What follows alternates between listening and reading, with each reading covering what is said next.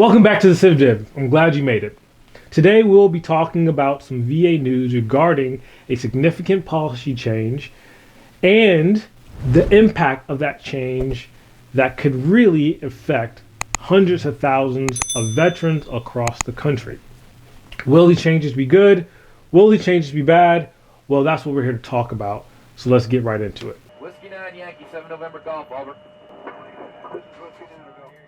Now, for some of you, this news is not new. This story has been out for a while now, but I wanted to let the dust settle a little bit before we actually reported on it and talked about it to kind of see what some of the impacts would be. But I think the impacts are going to be so large, and it'll take a long time for that quantitative data to really be assessed in order to let us know the true impact. But as some of you may have heard, the VA has decided to eliminate mandatory overtime for its employees. So for some context and a bit of a backstory, in 2017, the VA implemented mandatory overtime, which was about 4 hours extra a week, bringing the government work week from 40 to 44. Though at the individual level, it may not feel like this, but for the past 3 years, the VA has been on a roll delivering, according to their projection, a record-breaking level of benefits to veterans.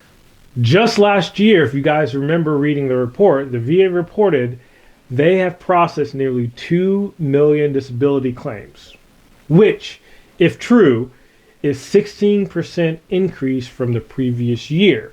So, the question here for everyone, and especially the question I asked, is if they're on this roll, why the change now? Well, according to Joshua Jacobs, the Undersecretary for Benefits, the decision to end mandatory overtime was based on feedback from the employees concerning their long-term sustainability and longevity for individual employees. So, since October of 2022, the VA has grown its workforce by nearly 33%, bringing the total number of employees to just over 34,000. To keep up with increased demand, they are aiming to reach 36,000 employees, but don't say when this number will be reached. So now that you have the context, let's talk about the implications of the policy change on the veterans and the claims process. So everybody knows the biggest concern is the potential increase in waiting times, which I think is fair considering that the initial claim could be anywhere between 5 to 8 months, and the numbers we are seeing for an appeal is about a year. We're talking about from denial to appeal, depending on what kind of appeal, whether that be supplemental or higher level, it can be a very long process. And don't even get me started on the Board of Appeals that can take literally a few years.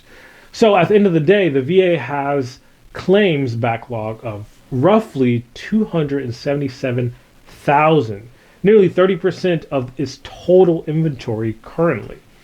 With the elimination of mandatory overtime, this backlog could potentially grow even greater. So potentially something that can be an easy fix can turn into a few months, simply because it is in the queue. The other ramification of this is that the pressure to process these claims could potentially cause more mistakes. As we know, less accurate claims turns into appeals, and those appeals in turn lead to higher wait times. But the VA has recognized this, so they say.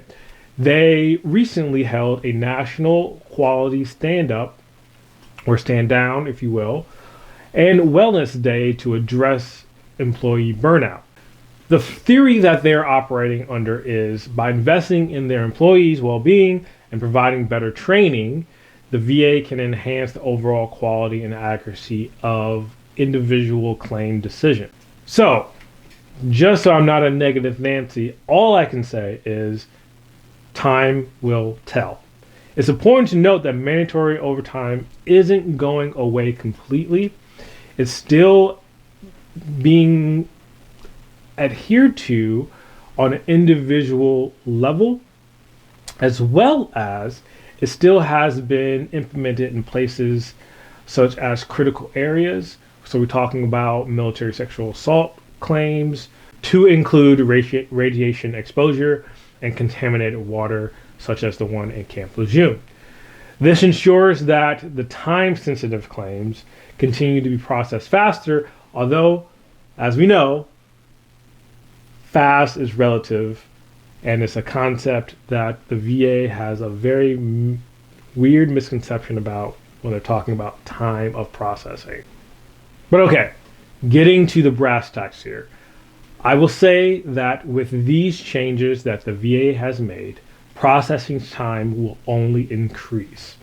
How much, no one knows for sure right now, but no matter the investment in well-being, if there is no incentive for the employees to get things right the first time in a efficient manner with speed, then the process will always be slow and riddled with inaccuracy.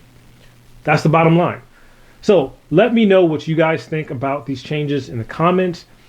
We haven't really heard much from YouTube writ large about this, so I'm really interested in what the vets think about when they read these articles. They've been out for about a month now, a month and a half, and I'm just really curious on what your thoughts are. That's all I have for you guys today. As always, this is Jay with the CivDiv. Stay informed, stay resilient, and I'll check you later.